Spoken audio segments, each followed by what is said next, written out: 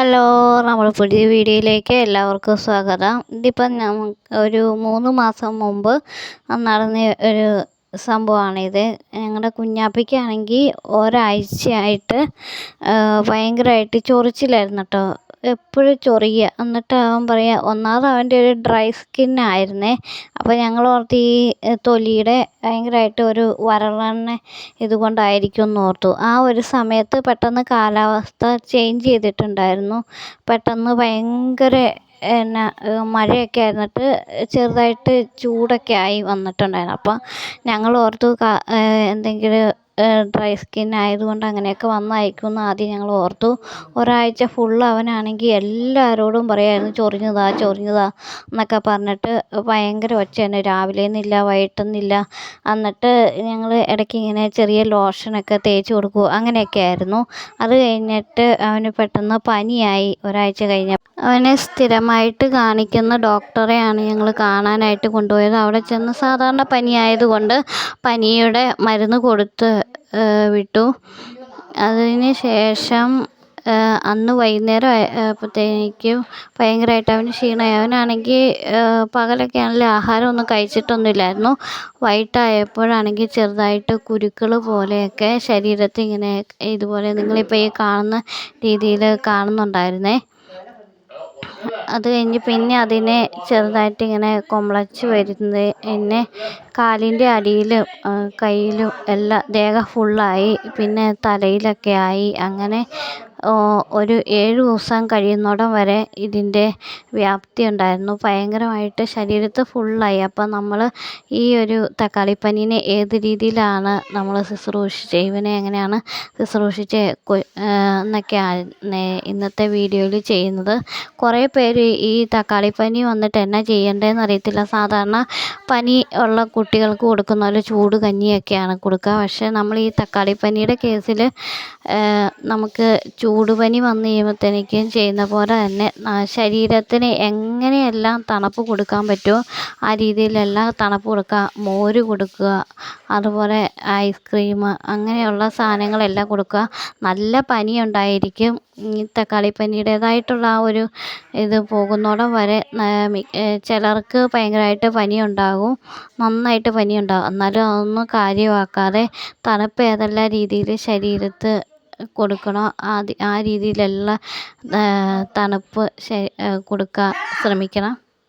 ഞങ്ങളതുപോലെ ഏറ്റവും ഇമ്പോർട്ടൻ്റ് ആയിട്ടുള്ളതും ഏറ്റവും പ്രധാനമായിട്ടും നമ്മുടെ ആര്യവേപ്പിൻ്റെ ഇലയില്ലേ, അത് കുറേ പറിച്ച് നമ്മൾ പച്ചമഞ്ഞളും ചേർത്ത് നന്നായിട്ട് അരച്ച് നല്ല പേസ്റ്റ് പരുവത്തിൽ അരച്ച് കൊച്ചിൻ്റെ ശരീരത്ത് മുഴുവൻ നമ്മൾ പൊത്തി വെച്ച് അങ്ങനെ ഒരു 5-10 മിനിറ്റോളം ഇങ്ങനെ വെച്ചിട്ട് കുളിപ്പിക്കും. ഇത് ചെയ്യുന്നതിലൂടെ ഉണ്ടല്ലോ, ഇത് ശരിക്കും ഈ കുരുക്കളെല്ലാം വന്ന് അത് പൊട്ടിക്കഴിഞ്ഞാണ് വേഗം നമ്മുടെ ഈ തക്കാളിപ്പനി മുഴുവൻ ഭേദമാകുകയുള്ളൂ. അതുകൊണ്ടത്തേക്ക് ഇതിങ്ങനെ നമ്മൾ തുടങ്ങുമ്പോഴേ തന്നെ ചെയ്യുമ്പോൾ ഇത് 7 ദിവസം അല്ലെങ്കിൽ 1.5 ആഴ്ചയൊക്കെ എടുക്കും ഇതൊന്ന് പൂർണ്ണമായിട്ട് ഭേദമായിട്ട് വരാനായിട്ട്. അപ്പോൾ ഇത് നമ്മൾ തേക്കുന്നതോടെ ഇത് വേഗം പെട്ടെന്ന് പൊട്ടുകയും നമുക്ക് ഈ ഒരു ഇത്രയും ദിവസം വേണമെന്നില്ലേ, അത് നമുക്ക് കുറച്ച് കൊണ്ടുവരാനായിട്ട് പറ്റും. അതുപോലെ ഇതിൻ്റെ ആ മുറിവൊക്കെ വന്ന് പൊട്ടി ആ മുറിവൊക്കെ വേഗം ഉണങ്ങും. ഇത് നമ്മളിങ്ങനെ അരച്ച് പേസ്റ്റാക്കി ചെയ്യുകയും ചെയ്യാം. ഇത് വെള്ളത്തിലിട്ട് തിളപ്പിച്ചിട്ട് ആ വെള്ളം ചൂടാറിക്കഴിഞ്ഞിട്ട് അതിട്ട് കുളിപ്പിക്കുക. രാവിലെ വൈകിട്ട് കുളിപ്പിക്കുക കേട്ടോ. എങ്ങനെ വന്നാലും എല്ലാ ദിവസവും രാവിലെയും വൈകിട്ട് കുളിപ്പിക്കണം. നമ്മളതുപോലെ എല്ലാ പഴങ്ങളായിട്ട് ഞാൻ ഇതിൻ്റെ അകത്ത് കുറേ സാധനങ്ങൾ കഴിക്കാൻ കൊടുത്തൊക്കെ ആയിട്ട് കൊടുത്തിട്ടുണ്ട്. എല്ലാം നമ്മൾ തണുപ്പിച്ചാട്ടോ കൊടുക്കണ്ടേ. വാഴപ്പഴം മാത്രം തണുപ്പിക്കേണ്ട, അല്ലാണ്ട് കൊടുത്താലും മതി. പാളയംകുട വാഴപ്പഴമാണ് കൊടുക്കേണ്ടത്. ബാക്കി നമുക്ക് എന്ത് ഫ്രൂട്ട്സ് കൊച്ചു കഴിക്കുന്ന എന്തൊക്കെയാണ് അതെല്ലാം കൊടുക്കുക. അതെല്ലാം നല്ല തണുപ്പിച്ച് കൊടുക്കുക. തക്കാളിപ്പനി വന്ന് ഒരാഴ്ചയ്ക്ക് ശേഷമോ ചിലപ്പോൾ കാലിൻ്റെ കൈയുടെയൊക്കെ നഖം ഒന്ന് ഇളകി ഊരിപ്പോകാനൊക്കെ ചിലപ്പോൾ സാധ്യതയുണ്ട്. വല്ല വലിക്കുമ്പോഴോ തട്ടുമ്പോഴോ മുട്ടുമ്പോഴോ ഒക്കെ ആയിരിക്കാം പോകുന്നത്. അപ്പോൾ അത് കാണുമ്പോഴത്തേക്ക് വലിയവരും കുട്ടികളും ഒക്കെ പേടിക്കാനിടയുണ്ട്. അപ്പോൾ ഈ ഒരു സാഹചര്യം കൊണ്ട് വന്നതാണ്.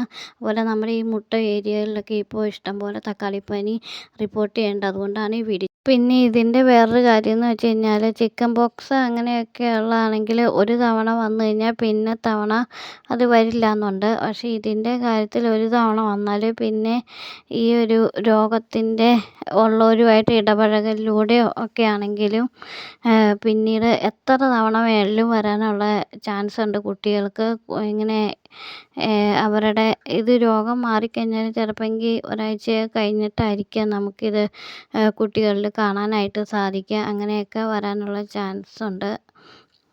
ഇവിടങ്ങളിലൊക്കെ ആണെങ്കിൽ ചില കുട്ടികൾക്ക് ഒരു തവണ വന്ന് അത് കഴിഞ്ഞിട്ട് പിന്നെ 2, 3 തവണ തക്കാളിപ്പനി ഉണ്ടായിട്ടുള്ള കുട്ടികളുണ്ട്. പിന്നെ ചില ചെറിയ കുഞ്ഞുങ്ങളാണെങ്കിൽ അവർ ഭയങ്കരമായിട്ട് കരച്ചിലൊക്കെ ആയിരിക്കും. അപ്പോൾ ഇത് വായയുടെ ഉള്ളിലൊക്കെ ഉണ്ടാകും. അപ്പോൾ അവർക്ക് ഫുഡ് കഴിക്കാനും അതുപോലെ വെള്ളം പോലും കഴിക്കാനൊക്കെ ആയിട്ട് പ്രയാസം ഉണ്ടാകും. നല്ല വേദനയാണ് ഈ ഒരു തക്കാളിപ്പനിയുടെ കുരുക്കൾക്കൊക്കെ നല്ല വേദനയൊക്കെ ഉണ്ട്.